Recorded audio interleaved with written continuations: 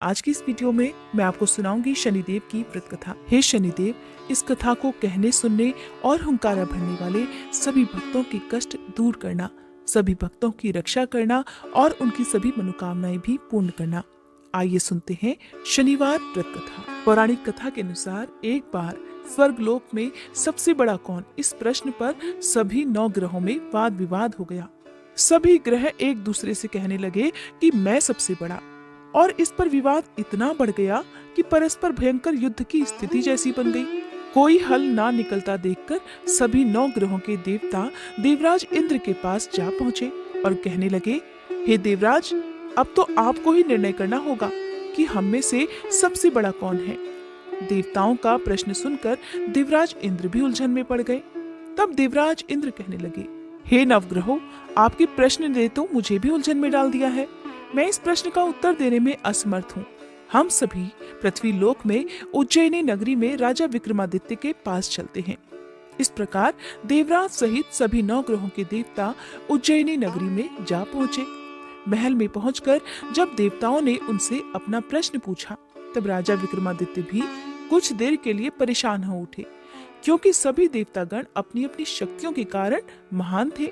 सभी नवग्रहों में से किसी भी एक को छोटा या बड़ा कह देने से उनके क्रोध का शिकार होना पड़ सकता था। अचानक राजा विक्रमादित्य को एक उपाय सूझा, क्योंकि राजा विक्रमादित्य को न्याय के लिए जाना जाता था। इसलिए उन्होंने न्याय करने के लिए विभिन्न धातुओं अर्थात स्वर्ण, रजत, कांसा, ताम्र, शीशा, रांगा, जस्ता, अभ्रक और लोहे के 9 आसन बनवाए। धातुओं के गुणों के अनुसार सभी आसनों को एक दूसरे के पीछे रखवाकर उन्होंने सभी देवतागणों को अपने अपने सिंहासन पर बैठने के लिए कहा। देवताओं के बैठने के बाद राजा विक्रमादित्य ने कहा, आपका निर्णय तो स्वयं हो गया। जो सबसे पहले सिंहासन पर विराजमान है वही सबसे बड़ा है। राजा विक्रमादित्य के निर्णय को सुनकर शनि देवता ने सबसे पीछे आसन पर बैठने के कारण अपने आप को छोटा जानकर क्रोधित होकर कहा, हे राजा विक्रमादित्य, तुमने मुझे सबसे पीछे बैठाकर मेरा अपमान किया है। तुम मेरी शक्तियों से परिचित नहीं हो। मैं तुम्हारा सर्वनाश कर दूंगा। तब शनिदेव ने कहा, सूर्य एक राशि पर 1 महीने, चंद्रमा 2.25 दिन, मंगल 1.5 महीने, बुध और शुक्र 1 महीने, बृहस्पति 13 महीने रहते हैं, लेकिन मैं किसी राशि पर 7.5 वर्ष अर्थात 7.5 जिसे कहते हैं तक रहता हूँ।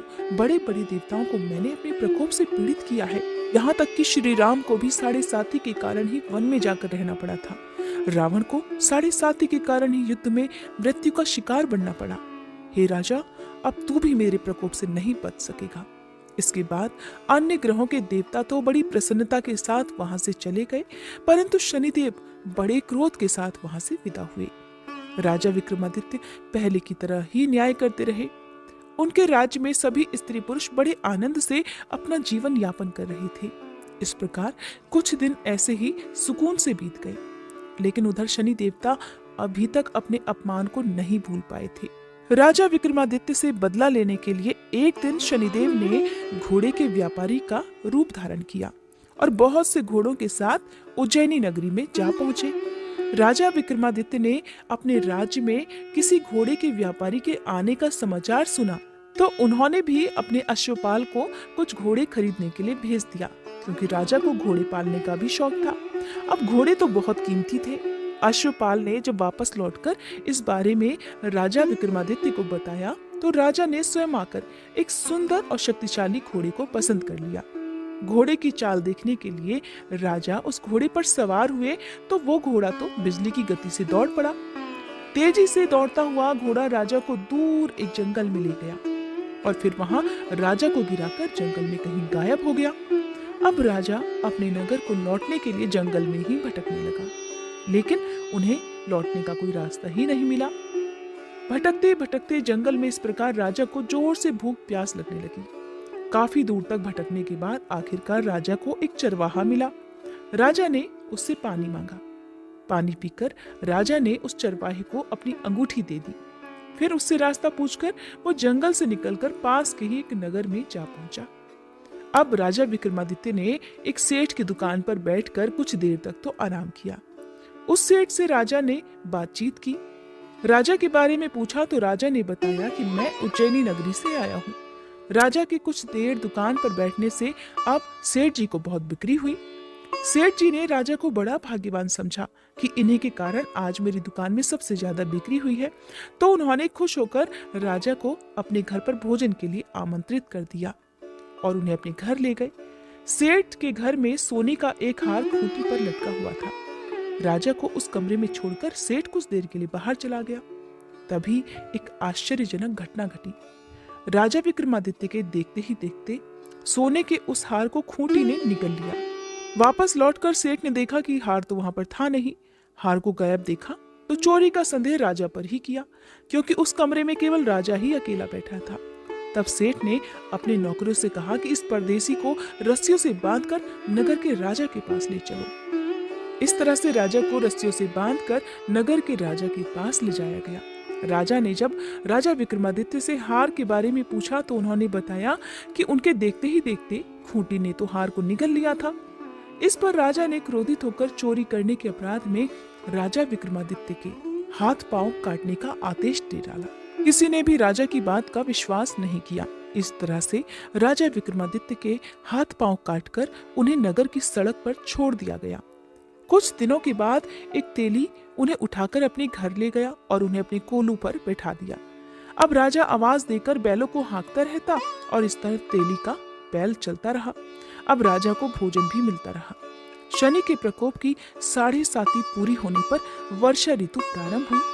अब एक दिन राजा विक्रमादित्य एक रात को मेघ मल्हार गा रहे थे कि तभी नगर के राजा की लड़की राजकुमारी मोहिनी रथ पर सवार होकर उस तेली के घर के पास से गुजरी। जब उसने मेघ मल्हार सुना तो उसे बड़ा अच्छा लगा। दासी को भेजकर गाने वाले को बुला लाने के लिए कहा। अब दासी ने लौटकर राजकुमारी को अपंग राजा के बारे में सब कुछ बता दिया। राजकुमारी उसके मेघ मल्हार से बहुत मोहित हुई, अतः उसने सब कुछ जानकर भी अपंग राजा से विवाह करने का निश्चय कर लिया। राजकुमारी ने अपने माता पिता से जब यह बात कही कि वो एक अपंग से विवाह करना चाहती है तो वे हैरान रह गए। रानी ने मोहिनी को समझाया, बेटी तेरे भाग्य में तो किसी राजा की रानी होना लिखा है, फिर तो उस अपंग से विवाह करके अपने पांव पर कुल्हाड़ी क्यों मार रही है। लेकिन राजकुमारी ने अपनी जिद नहीं छोड़ी। अपनी जिद पूरी कराने के लिए उसने भोजन करना छोड़ दिया और अपने प्राण त्याग देने का निश्चय कर लिया। आखिरकार राजा और रानी को विवश होकर अपंग विक्रमादित्य से अपनी राजकुमारी का विवाह करना ही पड़ा। विवाह के बाद राजा विक्रमादित्य और राजकुमारी उसी तेली के घर में रहने लगे। उसी रात स्वप्न में शनिदेव ने राजा से कहा, हे राजा, तुमने मेरा प्रकोप देख लिया, मैंने तुम्हें अपने अपमान का दंड दिया है। इस प्रकार राजा ने शनिदेव से क्षमा करने को कहा और प्रार्थना करते हुए कहने लगे, हे शनिदेव, आपने जितना दुख मुझे दिया है किसी और को कभी मत देना। तब शनिदेव ने कुछ सोचकर कहा, हे राजा, मैं तुम्हारी प्रार्थना स्वीकार करता हूँ। जो कोई स्त्री पुरुष मेरी पूजा करेगा, शनिवार को व्रत करके मेरी व्रत कथा सुनेगा, उस पर मेरा आशीर्वाद सदा बना रहेगा। इस प्रकार प्रातः काल जब राजा विक्रमादित्य की नींद खुली तो उसने अपने हाथ पांव सही सलामत देखे। ये देखकर राजा को बड़ी खुशी हुई। उसने मन ही मन शनिदेव को प्रणाम किया। राजकुमारी भी राजा के हाथ पांव सही सलामत देखकर आश्चर्य में डूब गई। तब राजा विक्रमादित्य ने अपना असली परिचय देते हुए शनिदेव के प्रकोप की सारी कहानी रानी को कह सुनाई। सेठ को जब इस बात का पता चला तो वो दौड़ा दौड़ा तेली के घर पहुंच गया। राजा के चरणों में गिरकर क्षमा मांगने लगा। राजा ने उसे क्षमा कर दिया क्योंकि ये सब तो शनिदेव के प्रकोप के कारण हुआ था। सेठ राजा को अपने घर ले गया और उन्हें भोजन कराया। भोजन कराते समय वहां एक आश्चर्यजनक घटना घटी। सबके देखते देखते उस खूंटी ने हार उगल दिया। ये देखकर सेठ बड़ा प्रसन्न हुआ और सेठ ने अपनी बेटी का विवाह भी राजा के साथ कर दिया। बहुत सारे स्वर्ण आभूषण और धन आदि देकर राजा को अपनी बेटी के साथ विदा कर दिया। अब राजा विक्रमादित्य राजकुमारी मोहिनी और सेठ की बेटी के साथ उज्जैनी नगरी में पहुंचे तो नगर वासियों ने बड़ी खुशी से उनका स्वागत किया। अगले दिन राजा विक्रमादित्य ने पूरे राज्य में घोषणा करा दी कि शनिदेव सभी देवों में सर्वश्रेष्ठ हैं, इसलिए हर स्त्री और पुरुष शनिवार को उनका व्रत करें और व्रत कथा अवश्य सुने। राजा विक्रमादित्य की घोषणा से शनिदेव बड़े प्रसन्न हुए। शनिवार का व्रत करने और व्रत कथा सुनने के कारण सभी लोगों की मनोकामनाएं शनिदेव की कृपा से पूरी होने लगी। सभी लोग बड़े आनंद पूर्वक रहने लगे। बोली शनि देवता की जय।